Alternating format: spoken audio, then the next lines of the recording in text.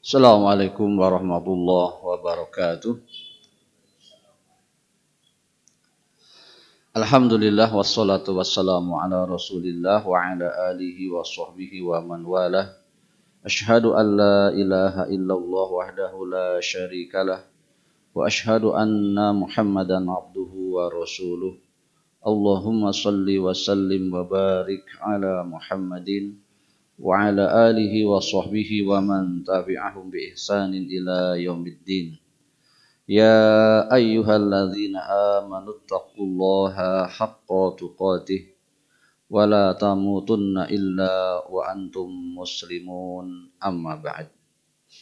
Hadirin jamaah salat subuh Masjid Nurul Iman Rumah Sakit Tustira yang saya hormati dan dimuliakan oleh Allah Subhanahu wa taala. Kita lanjutkan ibadah kita kepada Allah dengan menuntut ilmu. Tanggal 17 sekarang ya.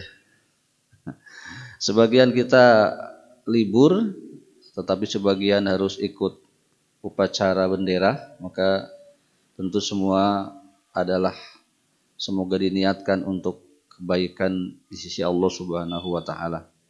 Tentu setidaknya kita memaknai kemerdekaan. Di antara yang dihalang oleh kaum penjajah adalah pendidikan, ya. Dihalangi negeri yang terjajah untuk kurang urusan pendidikan, atau lebih tepatnya dibuat bodoh begitu. Dan di antara salah satu yang dihalang adalah bodoh terhadap urusan agama, ya. Nah, dalam perkara ini maka salah satu di antaranya yang sangat kuat adalah dihalanginya pengajian-pengajian agama Islam, karena sebelum datang penjajah bisa dikatakan sepertinya 100% penduduk Indonesia yang muslimnya muslim.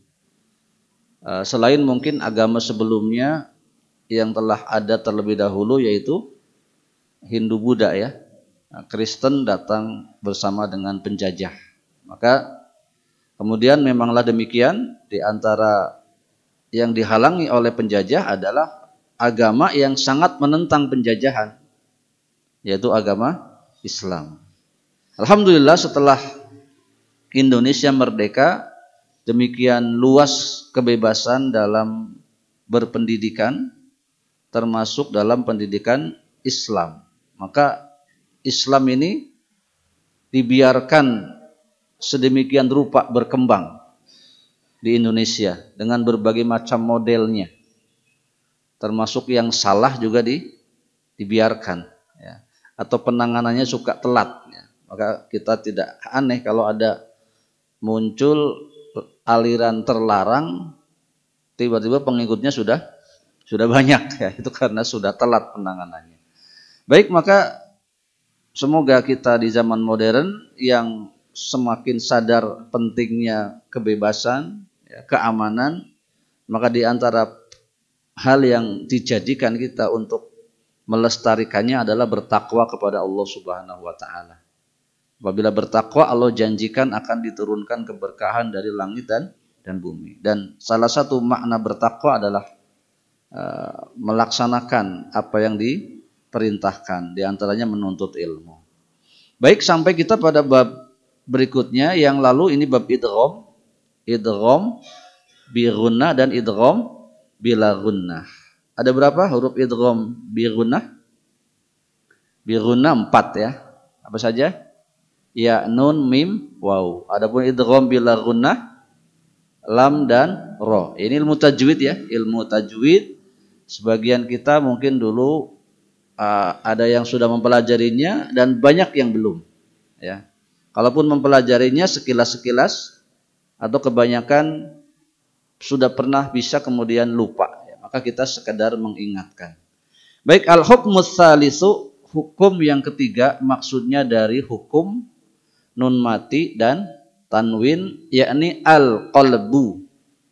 Al-qalb di kita iqlab, ya. Jangan aneh kalau penyebutannya kok al-qalb, ya. Di sisi lain disebut iqlab. Kalau nyebut iqlab itu kalau disesuaikan dengan penyebutan izhar, ikhfa, idgham, maka dia iqlab. Nah, kalau ini al-izharu, al-idghamu, al-ikhfa'u, tidak al-iqlab tapi al-qalb. Itu cara penyebutan saja. Baik, huwa lughatan, secara bahasa, selalu istilah dalam agama kita berusaha memahaminya dari dua sisi, lughatan dan istilahan. Secara lughatan, tahwilu syai'i an wajhihi, ya, yakni berubahnya sesuatu dari wajah aslinya, itu qalb atau iqlab, ya. Jadi kalau tiba-tiba ada kawan kita yang biasa rambut panjang, tiba-tiba rambut pendek, itu berubah, ada yang berubah.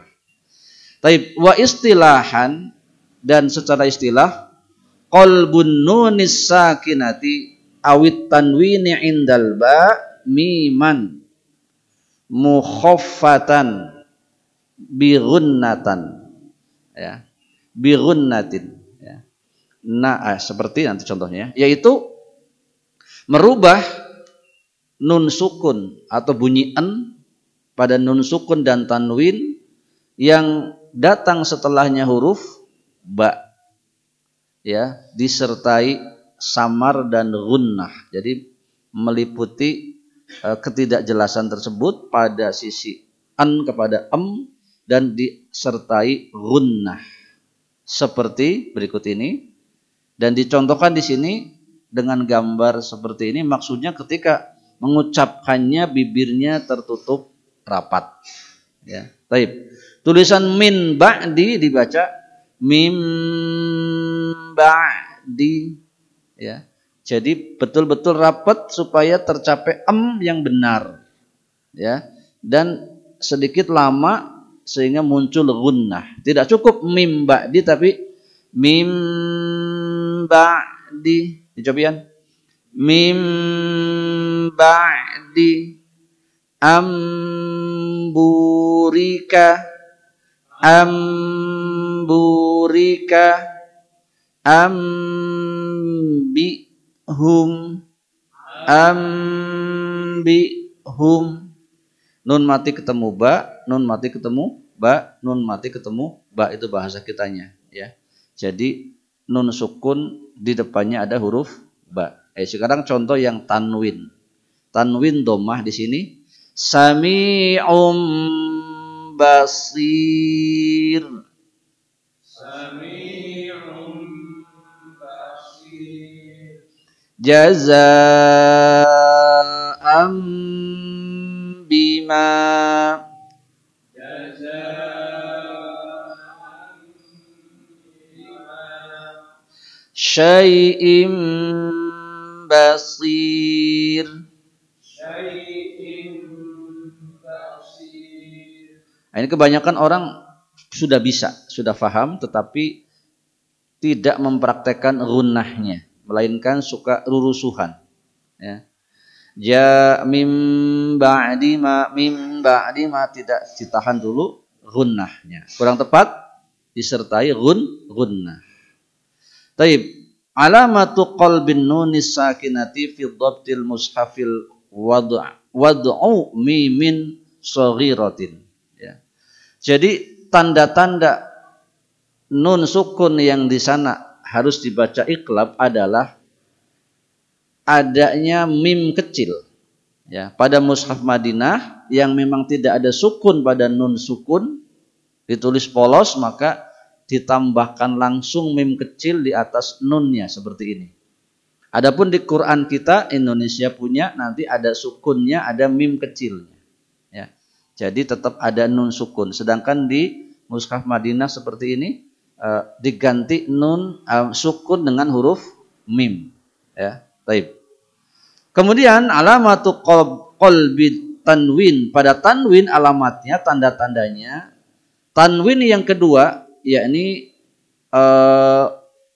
mimin shaghiratin, dikasih mim kecil badlal harokati, mengganti harokat as-sanaihi, harokat yang keduanya.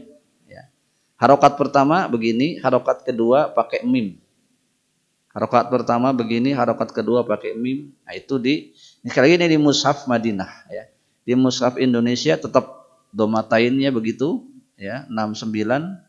Kemudian kasrotain, fathah tainnya sama, hanya ditambahkan mim kecil. Ya, cara bacanya sama, ya, seperti tadi. Baik, ini mudah. Jadi hanya sekedar itu untuk urusan iqlab. Sekali lagi, pada hukum nun sukun dan tanwin, apabila ada nun sukun atau tanwin ketemu ba, hukumnya iqlab. Suara nun an diganti kepada suara atau mim sukun. Nah, proses ini bukan asal-asalan, tetapi ada kronologisnya ini nanti agar kita memahami juga bagaimana ikhfa. Ya, baik. Kenapa nun sukun dengan ba, nun diganti mim? Baik, secara umum bahwa membaca tulisan Arab, khususnya Al-Quran, tidak boleh terputus antara satu huruf dengan huruf yang lain, kecuali dalam kondisi berhenti. Jadi tidak boleh, ya, Rasulun bima, tidak boleh. Dia tidak boleh berhenti segitu. Tapi Rasulum bima, ya, otomatis pada saat kondisi berhimpitnya atau berdekatannya nun dengan ya, itu terpengaruh. Ya. Nah, kalau terpengaruh, umumnya masyarakat Arab langsung disatukan. Disatukan antara suara nun dan suara ba. Atau membaca nun di tempatnya huruf yang akan dibaca. Ya. Jadi, nun sukun yang pada saat ini, atau tanwin kondisi akhirannya en, si en itu harus diucapkan di tempatnya ba. Nah, sekarang kita tanya, di mana ba? Ba itu makhrajnya dua bibir. Ab, coba. Ab. Nah, itu kalau kita nggak punya bibir, nggak bisa ngomong ba. Ya. Jadi huruf ba ini mudah, tapi syaratnya dia punya bibir. Atau bibirnya betul. Ya, tidak ada kekurangan. Ya. Kalau diginiin saja, gak bisa kita bilang ba, ya, karena di situ makhrajnya, ya. Atau tadi makhraj huruf adalah ketika dia sukun, keduanya akan tertutup, merapat. Sekarang coba ucapkan ba sukun tanpa makhrajnya bersatu, nggak bunyi pak, nggak bunyi. Dia harus napel, ya. Itu maksudnya bahwa huruf ba itu tempat keluarnya adalah dua bibir. Sekarang bisa apa tidak suara en bunyi di bibir? Nggak bisa pak. Ya. Jadi suara en nggak mungkin bunyi di bibir. Kenapa? Karena nun itu makhrajnya ujung lidah. Jadi kalau mau baca nun di tempatnya bibir, si lidahnya di sini, jadi aneh gitu ya. Ya sudah, kalau begitu bagaimana? Ganti saja dengan Jadi pada perkara ini maksudnya tadi bahwa mengucapkan itu adalah sesungguhnya mengucapkan nun sukun di tempatnya ba. Amba baru bunyi. Itu kronologis mim sukun, nun sukun ketemu ba, kenapa jadi Seperti dalam bahasa kita, ketika ada di depannya ada k. Nggak ngerti bahasa Inggris pun tulisan ink biasanya dibaca ing. Ya, karena memang secara alamiah lidah kita akan seperti itu. Baik. Tapi tadi sudah bahwa intinya pada Al-Qur'an saja, ini berlaku pada Al-Qur'an saja, ya. Jadi kalau baca kalimat biasa dalam bahasa Arab atau hadis maka tidak apa-apa dan tidak salah.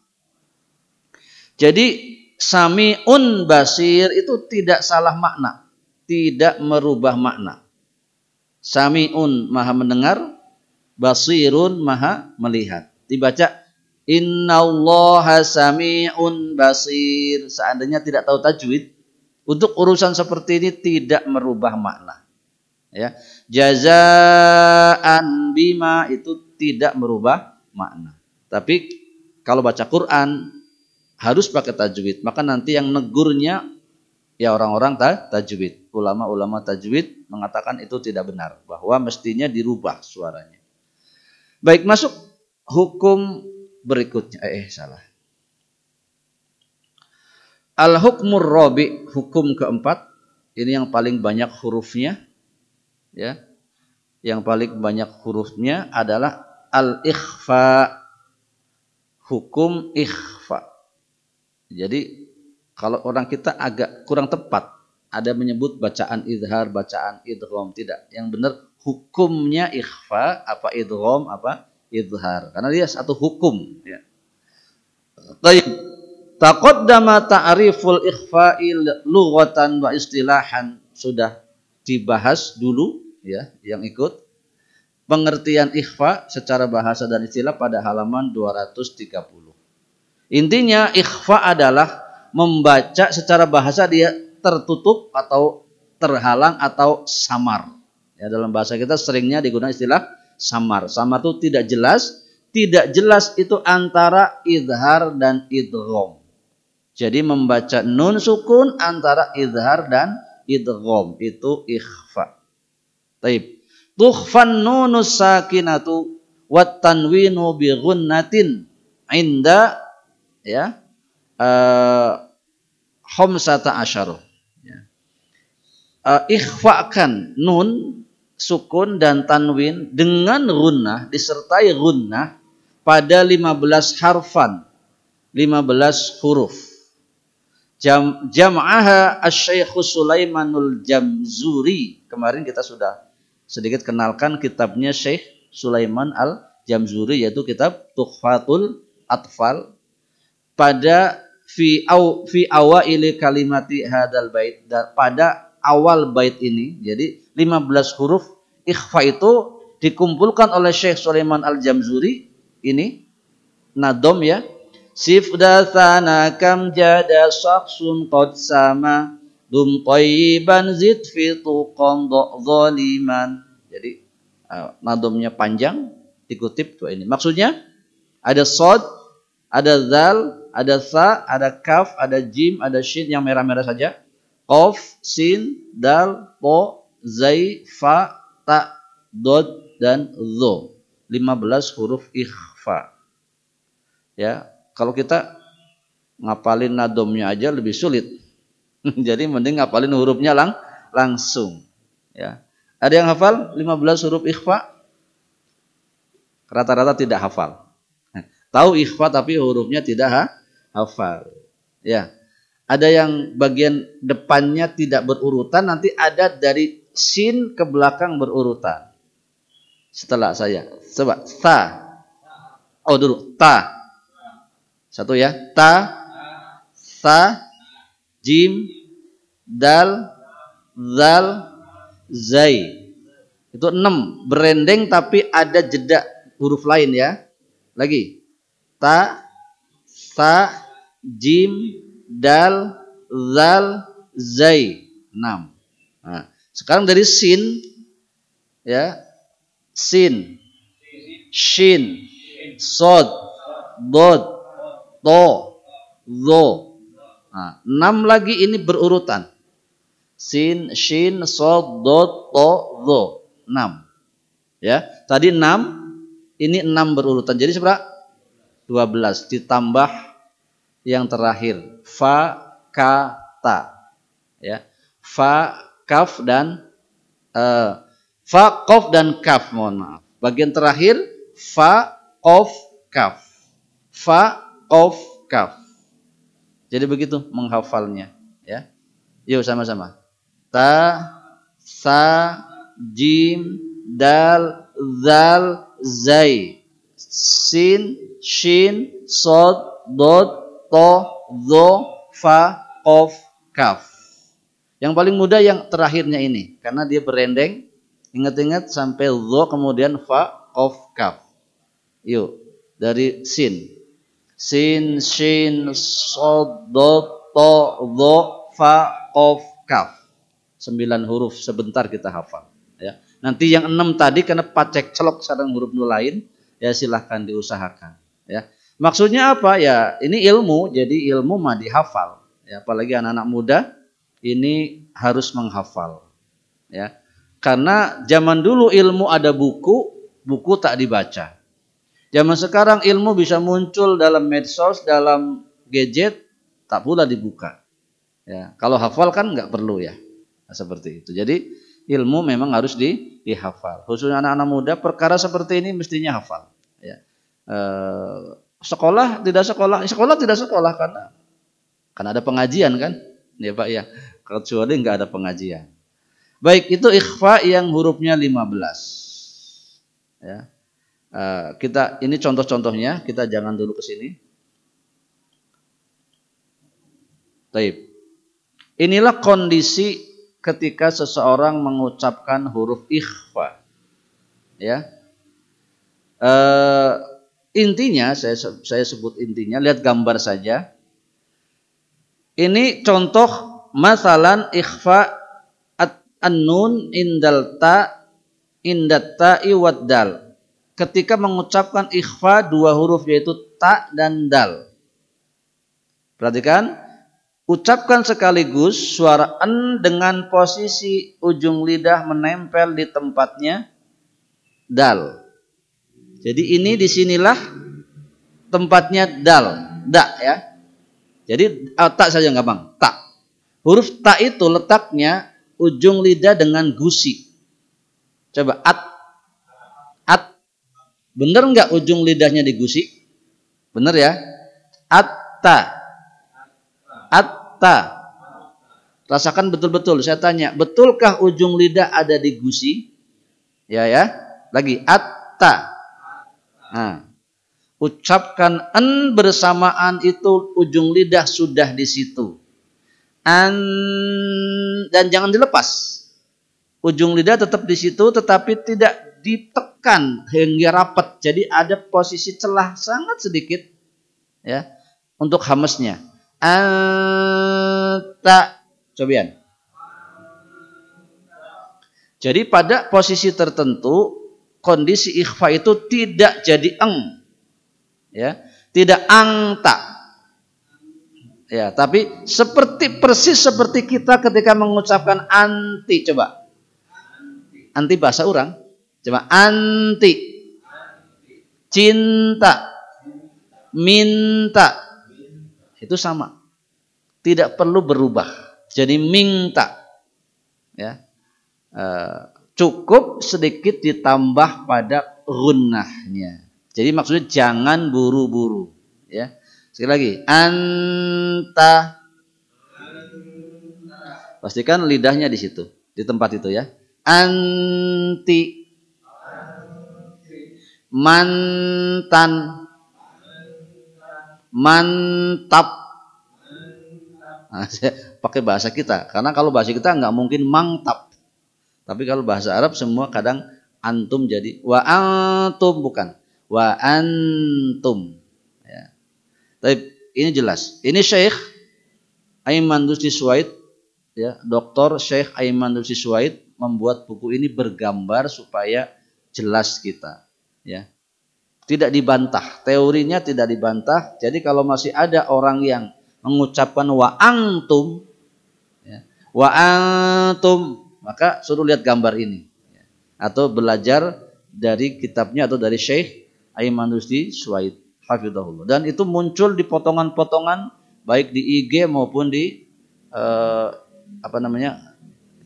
pendek pondok ya, video-video pendek di YouTube itu dipraktekkan secara langsung. Baik, kemudian pada huruf qaf dan kaf inilah yang berpotensi bunyi eng, ya. Jadi pada huruf kaf ini contoh huruf kaf dan ini contoh huruf qaf. Jadi pada pengucapan en posisi lidahnya Posisi lidahnya pangkalnya naik karena makhrajnya memang di situ. Ya. Jadi kalau tanya makhrajnya qaf dan kaf itu tempatnya sama dengan eng. Coba engke.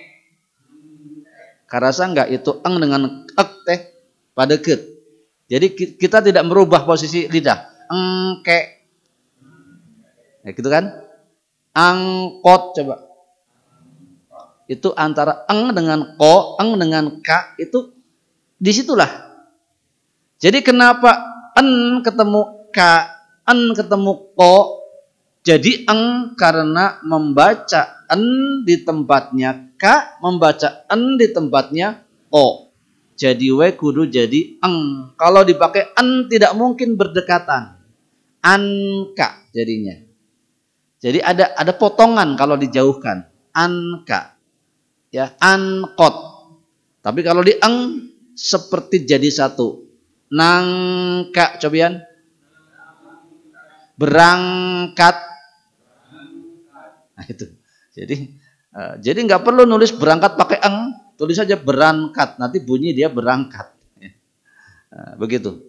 Angkot coba.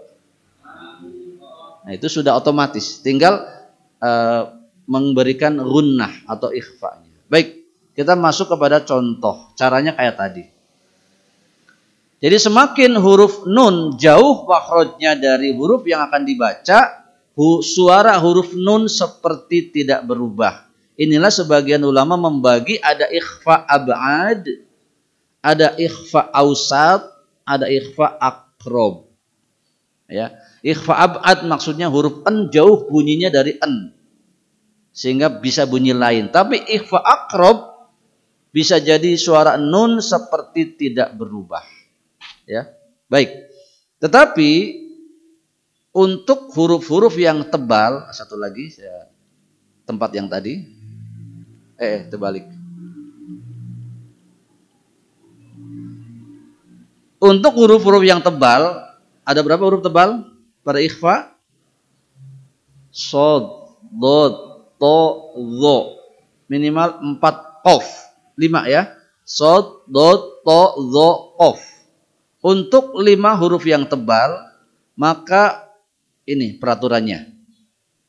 Takunu sautun nunil mukhafati mufakhoman. Ya. Baca huruf nun sukun pada ikhfa yang nanti dia di depannya ada huruf-huruf tebal dengan tafkhim. In jaa ba'da harfu mufakhoma. Ketika datang setelah nun sukun huruf tafkhim. Seperti shad. Apa nih? Ini shad ya. Ini juga shad. Masih contoh kok. Maksudnya dot ini ya. Kemudian to, kemudian zo. Nah, pada huruf-huruf ini juga kalau susah teorinya, maka di sini juga dibolehkan membacanya dengan eng untuk menarik ketebalan. Mausuron, dicoba. Mausuron. Tujuannya untuk membuat shad an-nya menebal dengan sendirinya. Ya. Karena diperintah dia mufakhoman, tafkhim. Birihiyo sorsorin, monggo. Birihiyo sorsorin, au tobako. Uzur. Nah, sekarang selain kaf dan qaf yang pakai eng adalah shad, dod, to, zo. Ya, itu aturan dalam membaca ikhfa. Nah, ini seiring sejalan dengan ngaji kita praktek pada bacaan yang diawasi. Ya, baik beberapa huruf kita praktekkan. Ini shad, ya. Shad nun mati ketemu shad. Di sini ada tanwin kasroh ketemu shad. Ya. Tadi shad boleh pakai eng ya. Siap. Setelah saya. Mausuron. Mausuron. sebetulnya tidak eng, tapi saya mudahkan untuk para pemula, tujuannya untuk menebalkan suara nun, ya. Birihin sorsorin, birihin sorsorin. Ini lidahnya ke depan, tempatnya zal. Ujung lidah kena ujung gigi seri atas, dia tempatnya zal. Tunzirhum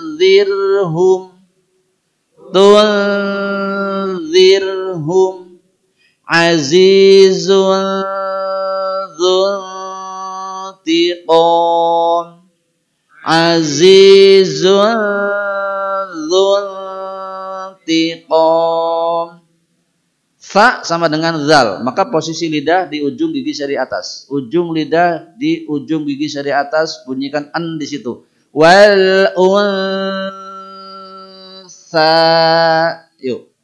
Wal unsa ma'an sajjaja, ma'an sajjaja. Jaja mia, ini eng.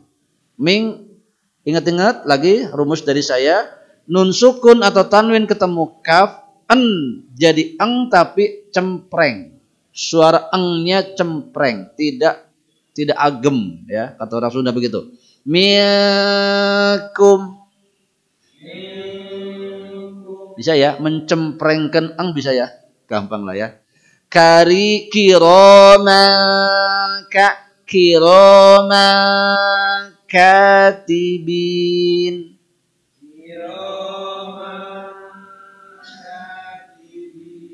Nah, nanti kalau menyebut nangka itu ya cempreng engnya. Nangka, tidak nongkok. Nangka, ya.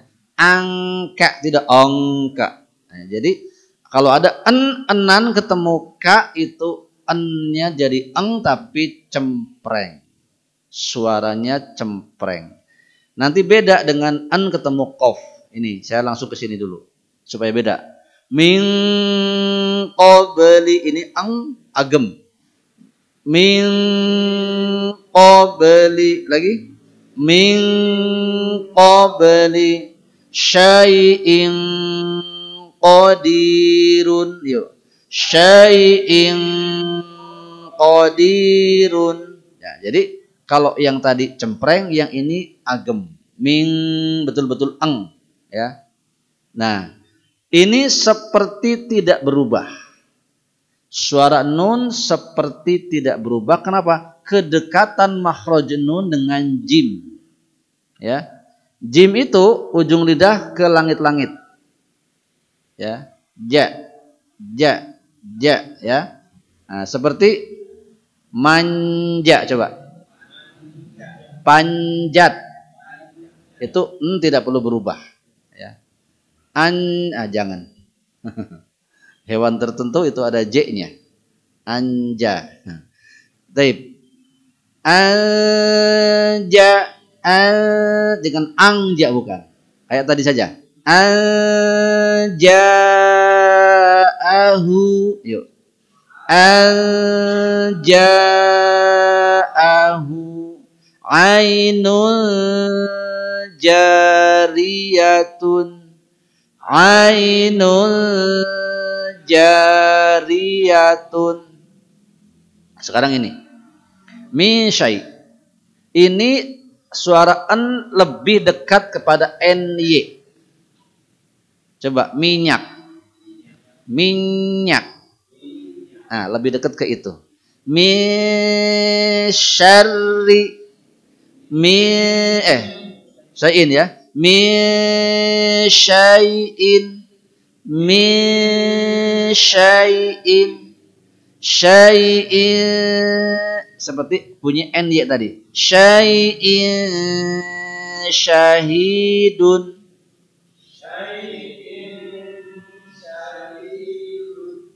Taib. Ini juga sama, ya. Seperti tidak berubah. Coba insan. Lamin insan.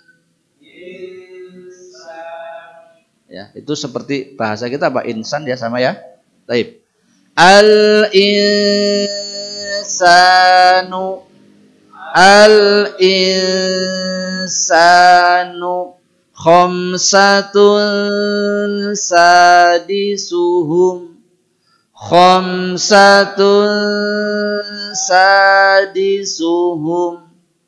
Taib.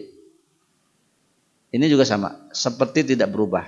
Min duni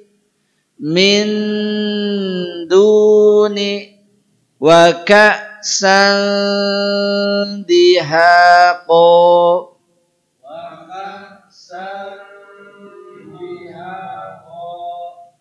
Ini boleh eng supaya ketebalannya naik. Au tobaqin kasyajaratin qayyibatin.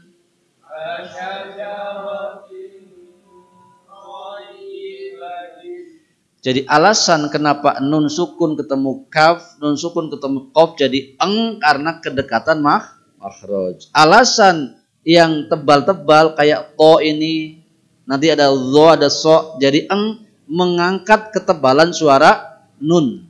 Itu alasannya. Ini tipis. ANZ ya. Al-munziluna nafsan zakiyatan.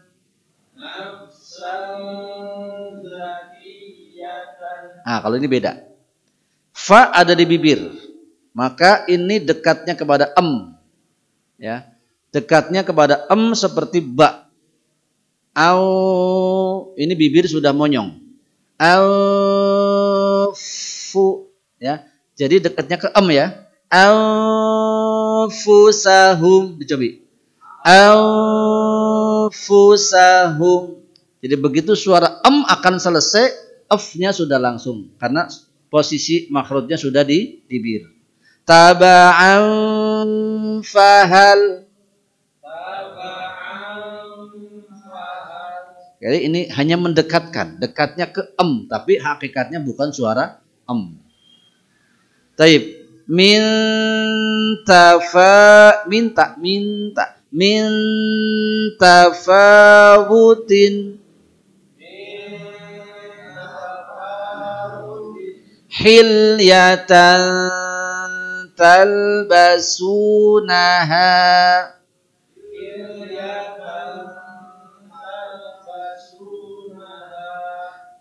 Mau boleh mau dudin. Nah, otomatis suara nun tebal. Qismatul dhiza.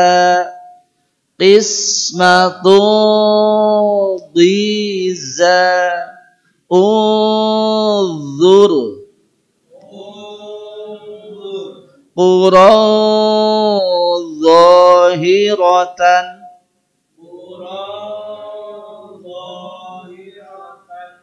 Baik, masih ayat? Masih ayat.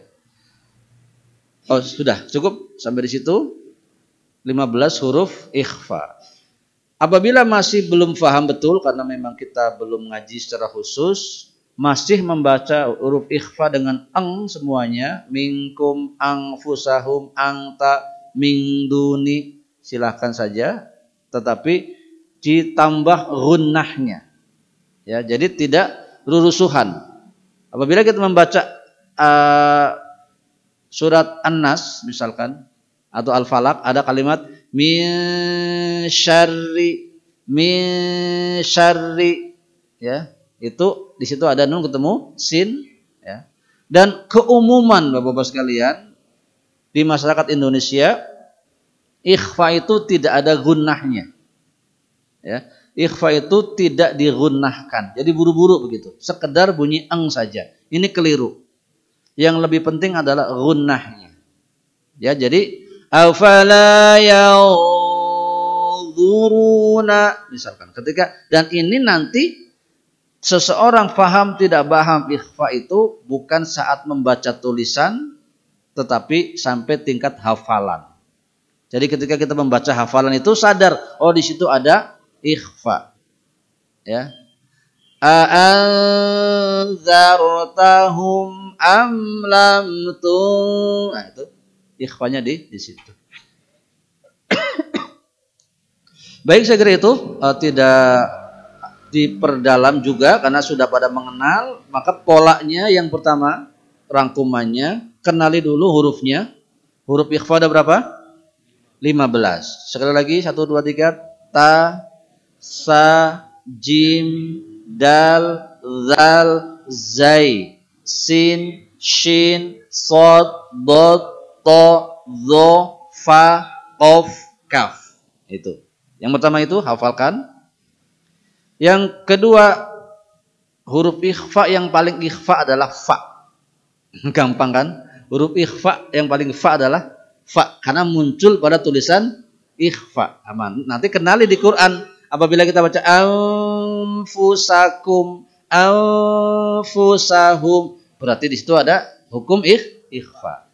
Berikutnya, tidak semua an karena tanwin sukun dan tanwin sukun, nun sukun dan tanwin itu ketika ikhfa jadi eng, tidak semua.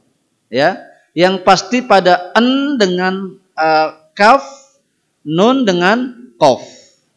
Sisanya pada yang tebal-tebal tadi. Ada berapa? 5. Sod, dod, to, zo, qaf. Ya. Al-sori misalkan. Ini aja. Qismatul dhiza. Nah, seterusnya ya. Baik, kemudian yang terakhir yang banyak belum dipraktekkan, termasuk yang sudah hafalannya banyak. Karena untuk gunnah ini, kalau saya tidak salah, tidak diajarkan di pesantren-pesantren kita. Kecuali yang pesantren tahfidz yang bersanad, yang gurunya mengajarkan dengan sistem bersanad, biasanya ikhfa gunnahnya ditekan untuk dipraktekkan. Tapi di luar itu, termasuk di pengajian ibu-ibu, kebanyakan ikhfanya tidak pakai gunnah. Jadi sekedar minkum, tidak minkum. Sekedar angqadha dhahraq, tidak angqadha dhahraq. Itu yang repot. Dan saya pun kemudian ketika membimbing 1-2 orang menjadi lama, nggak beres-beres urusannya karena sudah terlalu lama kondisi ikhfa tidak disertai gunnah. Dan ini salah, dan ini gampang pembuktiannya. Silakan dengarkan murotal dari para syekh yang jadi imam di Masjid Nabi atau Masjid Haram. Secepat apapun bacaannya, di sana akan ada gunnah. Ya. Innalladzina kafaru sawa'un 'alaihim a'andzartahum am lam tunzir. Itu mesti ada di situ tekanan-tekanan pada ikhfa yang tidak biasa dilakukan oleh orang Indonesia. Inilah yang lebih berat merubahnya. Dan apabila sudah digunnah, itu otomatis en sudah berubah. Ya, contohnya dalam bahasa kita saja. Ya, cinta misalkan. Itu sekedar cinta, kalau ennya digunnah itu sudah ikhfa. Padahal bahasa orang. Ya, anti, saya mah paling anti, itu sudah ikhfa. Ya, seperti itu. Jadi gambaran ikhfa mudah-mudahan dipahami. Intinya terakhir adalah tidak semua en pada kondisi ikhfa dibaca eng. Itu yang berikutnya. Baik, sekali itu pada pagi hari ini semoga bermanfaat, dan mohon maaf jika ada kekurangan kesalahannya. Subhanakallahumma wa bihamdika asyhadu an la ilaha illa anta astaghfiruka wa atubu ilaik. Assalamualaikum warahmatullahi wabarakatuh.